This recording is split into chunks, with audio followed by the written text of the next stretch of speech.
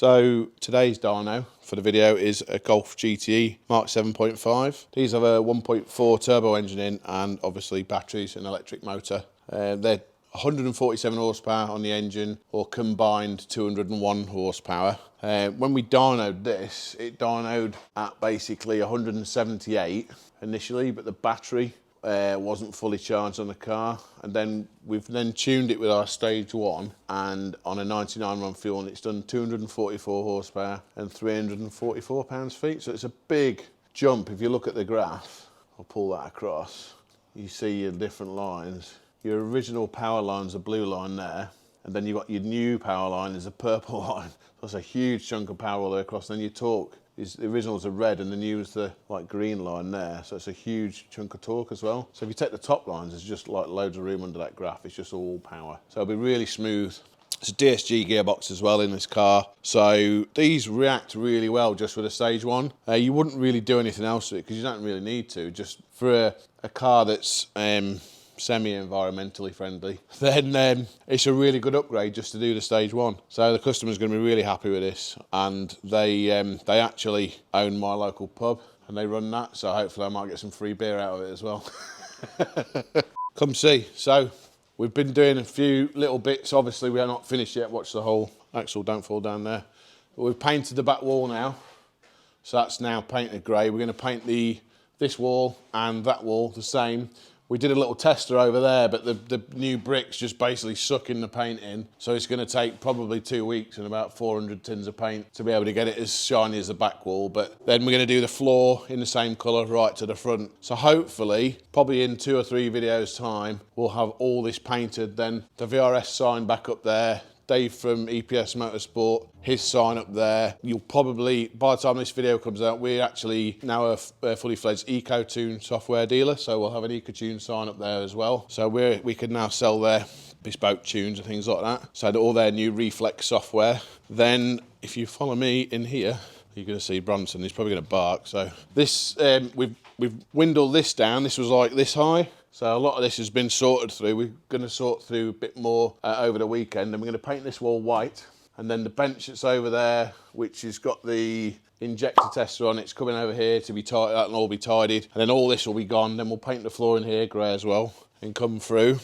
And obviously this area has still got loads of crap everywhere. But if you can get the idea now, that we've painted this wall white here, so that we could put the rack in there, and now we're just loading onto the rack in all the bits. So we've got everything's like basically MQB engine parts. So we've got boxes and boxes of stuff that we keep so that we can basically build as many engines as we can, have as many spare parts in case customers have bits missing, etc. At a fraction of the cost of buying new stuff. So toolbox is going to go there, and then we'll repaint everything else white. All this wall will be white as well. And then obviously we'll tidy it all up, but this is just to give you an idea of where we're at right now with it. So a little update on the workshop. So we've got the old Miltech Golf in, as we call it.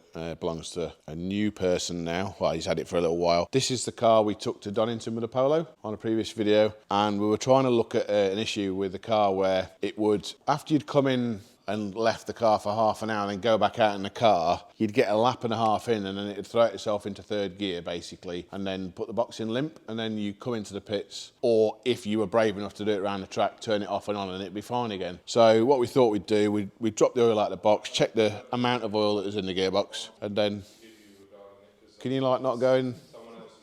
Can you go in there, mate? And shut the door?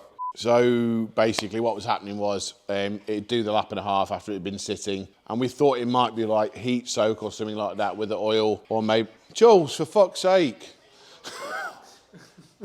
You and Marcus between you, just off in there for 1 minute, let me finish this video. Coming in with your phone turned on. Jesus Christ. Shut the door so I can't hear Marcus on the phone as well.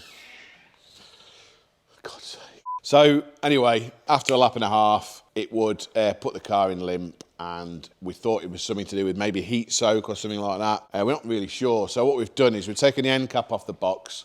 These can collapse the bearing on the end of the box, which can then, the speed sensor can then touch on the sensor for the mechatronics. It doesn't appear to have, there's no marks on it, although there was tiny bits of swarf on the speed sensor disc. So we've cleaned that off. Then we've taken the mechatronics out, obviously, and then all the magnets on the gear change had tiny bits of swarf on, which happens on these. So we've cleaned all the swarf off all the magnets, drained the box out, and then basically refilled it with fresh oil, and it's had all the pan back on, new gasket, and it's had a new filter as well. And we've put in 6 litres of oil. Normally they hold about 4 once you change the oil, but we put 6 in so that there's 2 extra litres of oil. What that does is it takes longer for it to heat up, and it basically lasts longer as well because there's more of it. So this runs actually a racing line oil cooler as well on the DSG box, and we're also running the CSF main rad and side rads as well, so it's got loads of cooling on it, so it shouldn't really have any cooling issues. What we're going to do now is Stan at EcoTune has done basically like a race tune for the gearbox, so we're going to put that in as well, and then maybe lift a few limits here and there so that it won't put itself in limp, and then just see if we can get it to go around the track without any problems with the DSG box. It may have a faulty mechatronics unit, but it doesn't do it all the time,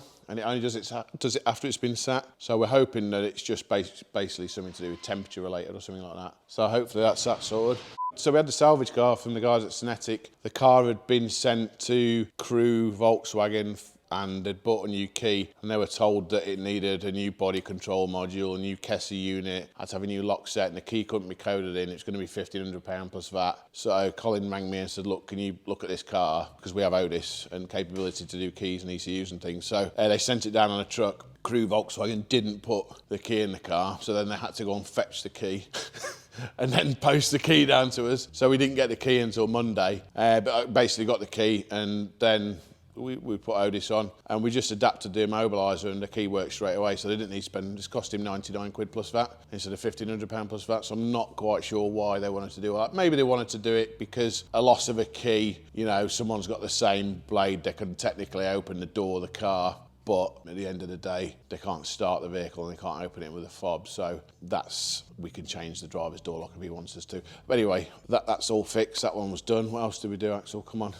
So the Cortina, we're changing the dashboard in the Cortina. It's got some like gauges in an aluminium plate on the dash. So that's an airflow, which is like a 65, 66 shape. So it has a different dash top and a different dash binnacle. So we've got those in fiberglass because we want lightweight ones, obviously. And the original ones are very rare and very expensive. So we're going to put all the dash back to sort of look fairly original, and some nice new Smith's gauges in there from competition supplies.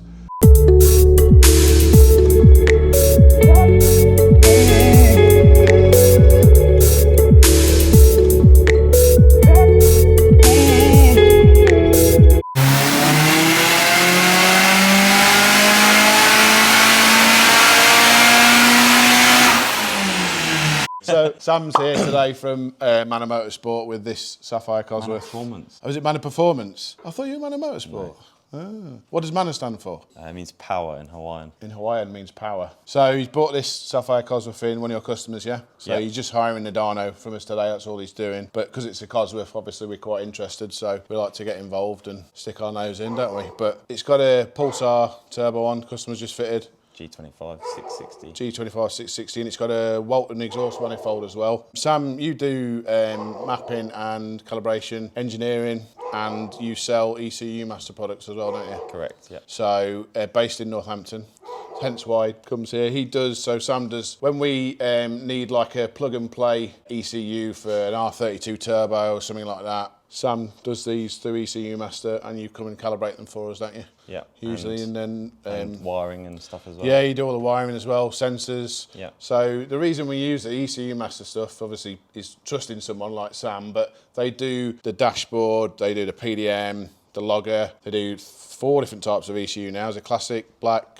Pro 8 and a Pro 16. 2 Pros, yeah. And they also do the dashboard. We said about the dashboards, didn't we? 2 sizes. What else of do they dash. do? Lambda cam modules, Cam modules, button packs. various sensors. And But it all matches. So when you want to do a car with a whole system, you can buy everything ECU Master basically. So our other side we do, which is the Motec side, they don't really do plug and play stuff. They kind of did stuff for Subarus and Mitsubishi. So if we're doing a full motorsport car, sometimes if the customer wants to have Motec stuff, we'll supply that through Dave at EPS, or if a customer wants to have the ECU Master. So we've kind of got both of you guys to help us out, so which is good. So because I can't do it, so I have to get them to do it. So this one came in before, didn't it? It had a T34 on it. Yeah, about a year ago, I think. And it made about 380 something, was it? Yeah, I think it made just under 380, like 377 or something like that. So, and then the customer's been away. Looks like he's put cam pulleys in. And has he done another engine for it? No, it's the same. So it's a Burton, basic engine. It's a brand new Burton 205 block, a recast one. Yeah. With various bits in it. And then, what have you just done to it then? You've just done injectors? So I've just done injectors. He's had a 36-1 trigger wheel, so I had to set that up in the ECU and do the base timing. Yep. And I'm about to add a couple of switches for high and low boost. Yep. It's already got one for You've done anti-lag. a coil loom as well, haven't you? K20 yeah, that was coils? last time, yeah. So that was last time yeah. I did the plug and play ECU for Master, the ECU Master in black black, edition, yeah. and a K20 coils, a lambda sensor. Injectors? Yeah, I did this. They had 630cc injectors before, now it's got thousands. So Yeah, it's got what are they? injector dynamics 1050X. 1050X, yeah. Yeah, so he basically just wanted an upgrade from where we He were. wants 500 basically, doesn't We were he? flat out on the turbo before. We just spoke to him on the phone, didn't we? Because he was wanting sort of 500, and it's a G25 Pulsar 660. But it's got the smaller 0.72 exhaust housing. And we think that, because on the dyno, if you look, it just, whatever you do, to try and hit 500 with sort of 425, 440, when you add more boost and timing, it just tails off here. So there's a restriction, there's a bottleneck there, basically. So what we think it is, we think it needs a bigger exhaust housing. Yeah. So hopefully he's going to maybe he's going to do that, and we can do a nice back-to-back and see. Put it back on a dyno, same tune, run it. You don't think we'll lose any response. Oh, we'll tell you what we did do. The cam, we adjusted the cam, the inlet cam. We added 4 degrees of advance to it, which actually made it come on sooner. Yeah. And we picked up power as well, didn't we? Yeah, picked we about picked 20 up brake. a load of response and a load of peak, yeah. Yeah, so we just advanced the inlet cam 4 degrees. I left the exhaust cam where it was for now, and then you were then able to add more ignition timing in. Yeah, I added a couple of degrees and it made picked more up, power, didn't it? yeah. Well, we were down at 399, weren't we? And it's up at 442 now, just Yeah. from because it was like, wow, we're 100 horsepower off. Away from what he wanted. Yeah. What So he was expecting. now it's only 60. Really, where he wants to be. So if the exhaust housing flows more, if it follows that track, and it does pick up that big chunk there potentially. If it'll do that, then that's going to be exactly what he wants. But the Pulsar turbos are a bit unknown, aren't they? Yeah, I've run a few of the Garrett series. Yeah, they work really well. Flat don't they? out. Yeah. But I've run a few of the Pulsar ones, but only at sort of mid-level on like a JZ with a stock engine and so you're not running them mid flat boost. out, Yeah, mid-boost, I'm not. I haven't run them. You're not trying to get the peak numbers. Yeah, trying to get the 660 that they claim. I mean, this probably would have been better with the G30 maybe. G30 is it what is it? G30. They do a G30 660 and a G30 770 as well. Yeah, so or just a GT35 on it. Yeah, possibly. No, I mean it'd be good if once that bigger exhaust housing's on there, it should work well, shouldn't it? So hopefully. I think so. Yeah. Well, hopefully we'll have it back soon, and then we'll do another little video of you tuning it. Yeah. Yeah, round 3. Round 3.